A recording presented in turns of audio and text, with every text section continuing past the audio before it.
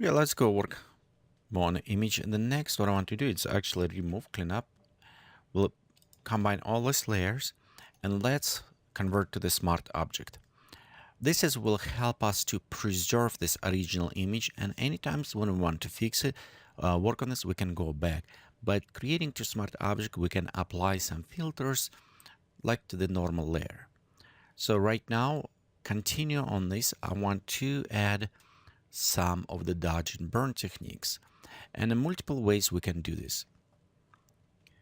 The one way we can actually take and create a brand new layer.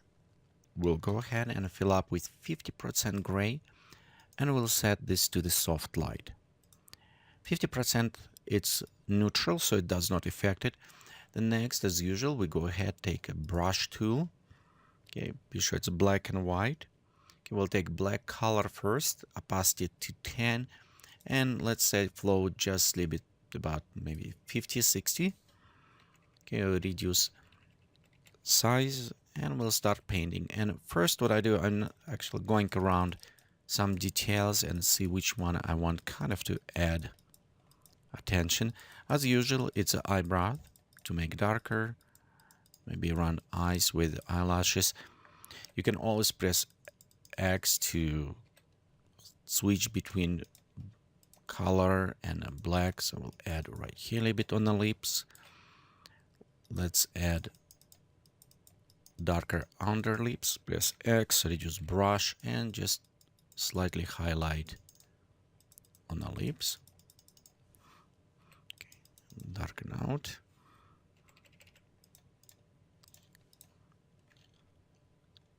In many cases, it's just emphasize a little bit more of this. Okay. Okay, so we'll can continue kind of going around, and we can add a little bit more details. Depending on the image and details you want to produce, the dodge and burn can take more time or less, but how I said before, it's depend again what you're going after. Okay, sometimes some effect may take a little bit longer, but overall here's the principle. Okay, what we did. Okay, the another way to do also, we can do this with the curves applied. So how we do this, let's zoom out.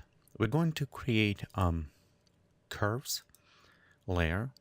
We'll take these curves and go all the way to the black. Okay, and this will be, let's say it's a dark, we can rename. Okay, next we'll go to switch to the soft light right here, and we can press Ctrl I to invert. Our brush need to be white. Let's set opacity to 100%. Okay, here. Okay, on our brush, and this is actually very easy. You just go ahead, set, and you can, in the areas, you can just draw where you want to put it. For example, of course, I won't do this in a normal, but just exaggeration. You can see how the line is going.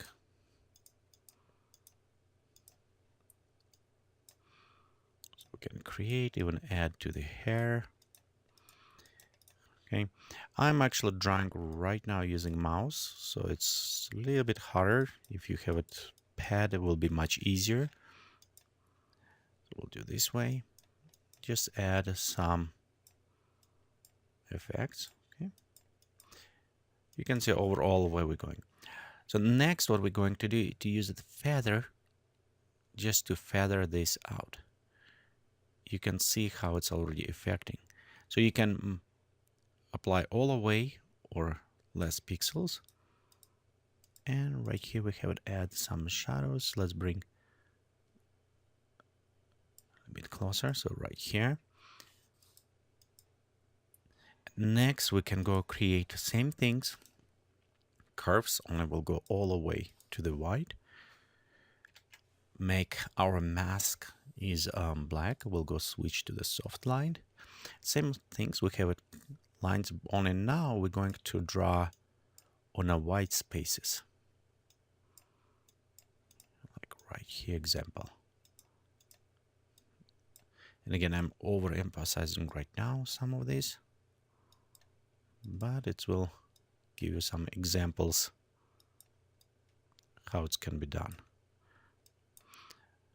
If you want a wider line, remember you can always increase brush size for this. Okay, and when you're done, same things. We'll just feather this in. Highlights. So right here, we created very fast with just 2 curves and a brushing. So if you don't want to brush one single with your other, you can use it just the curves to do same things as well. Except with the brushing on a layer, dodge and burn layer, you can control density and pressure a little bit more accurate than with lines. So I find the lines work very well when you have a more technical kind of maybe car or other things you want to add details, or some general very large areas you want to darken. So that will work very well. The other ones also, one more, normally I like to apply it. It's we'll create Control Shift Alt E, the new layer, combine them. We'll go to Image, and next we'll go to Adjustment, black and white, just for this image. And right here, by manipulating with reds and yellows, we can work on a skin. This is mostly what I'm looking. I'm looking on a skin and bring maybe around this area. So I just look on highlights. Let's click OK. Adjustment, and now we need a little bit flatten more. So we'll go all amount on a shadows up. And right here, you can notice when you start bringing what I'm looking for, it is this type of highlights. Look right here, even pop up our other one's lines.